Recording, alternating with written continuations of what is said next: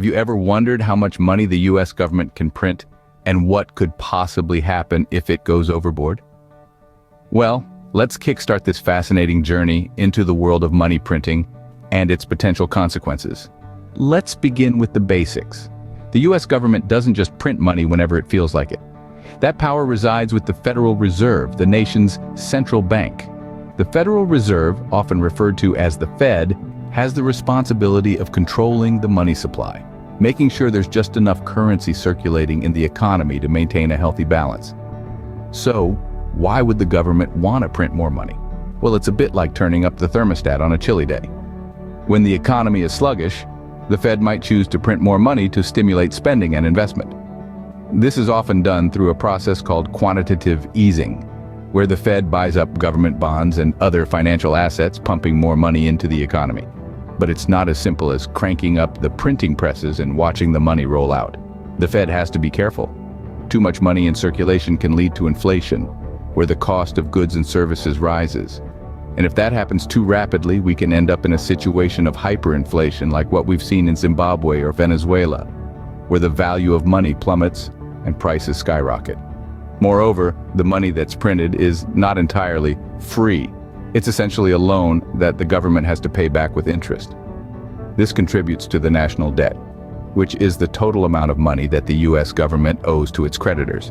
So we've established that the government can print money, but it's a delicate balancing act. They have to ensure there's enough money to keep the economy buzzing, but not so much that it sends prices soaring or adds too much to the national debt. But what happens when the government prints more money than the economy can absorb? Let's dive into that. Inflation, devaluation, and debt. These are the potential consequences when the printing presses run too hot. Let's take a step back and look at the big picture. Imagine you are in a game of Monopoly. The bank starts to hand out money to everyone without any limits. Initially, everyone is ecstatic, right?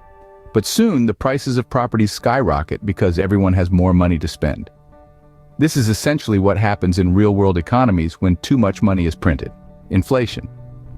Inflation is the general increase in prices and fall in the purchasing value of money. When the economy is flooded with more money, the value of each dollar diminishes. The cost of goods and services then increases, leading to a higher cost of living. Think about it. If everyone suddenly had $1 million, wouldn't the price of a loaf of bread skyrocket? Now, let's move on to currency devaluation. When a government prints money excessively, it can lead to a loss of confidence in the currency by foreign investors. This could result in the currency's value dropping in the international markets. Imagine you're trading baseball cards and suddenly, thousands of the same card you own are produced. The value of your card would drop, wouldn't it? Lastly, we have the increase in national debt. When a government can't cover its expenses, it may resort to printing more money. But this is just a temporary fix. In the long run, the debt continues to grow as the country has to pay back its creditors with interest.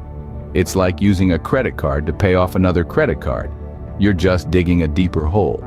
These consequences aren't just theoretical. They've happened in the past, and they can happen again. It's essential to understand these repercussions as they affect not just the government, but every single one of us.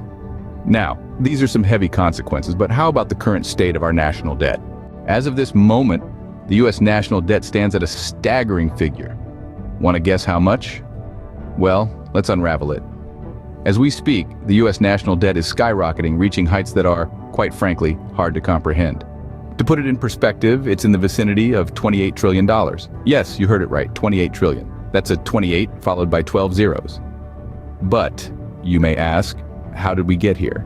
The answer, my friends, lies in a combination of factors, the most prominent of which are government spending and the money printing policy. Unchecked spending, be it on wars, infrastructure, or public welfare, has led to a continuous increase in the debt. The government, in essence, is spending more than it's earning, and that's never a good strategy, whether you're a household or a nation. Now let's talk about the money printing policy. In an attempt to stimulate the economy, especially during times of crisis, the government often resorts to printing more money. This process, known as quantitative easing, is somewhat akin to taking a loan. It provides a short-term solution but contributes to the long-term debt. Over the past few years, we've seen an unprecedented increase in money supply, primarily in response to the economic crisis triggered by the pandemic. While this may have helped keep the economy afloat, it has added billions of dollars to our national debt. And it's not just the debt itself that's alarming. The interest on this debt is a significant burden too. Every dollar that we spend on interest is a dollar that could have been invested in education, healthcare, or infrastructure. The numbers are indeed mind-boggling, but what does this mean for our economy? Well, that's a story for another scene. Stay tuned as we delve into the impact of this massive debt on our economy. A soaring national debt can have far-reaching implications on the economy. Let's unpack this. Imagine a scenario where the national debt continues to rise unabated. As the debt swells, the government is forced to borrow more. This can potentially lead to a debt crisis. In a debt crisis, investors may lose confidence in the government's ability to repay its debt, causing them to demand higher interest rates on government bonds.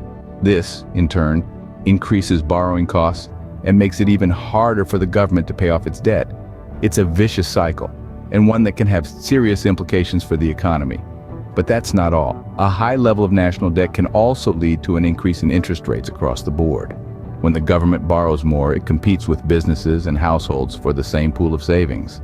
This competition can drive up interest rates, making it more expensive for businesses to invest and households to borrow. This can slow down economic growth and even lead to a recession.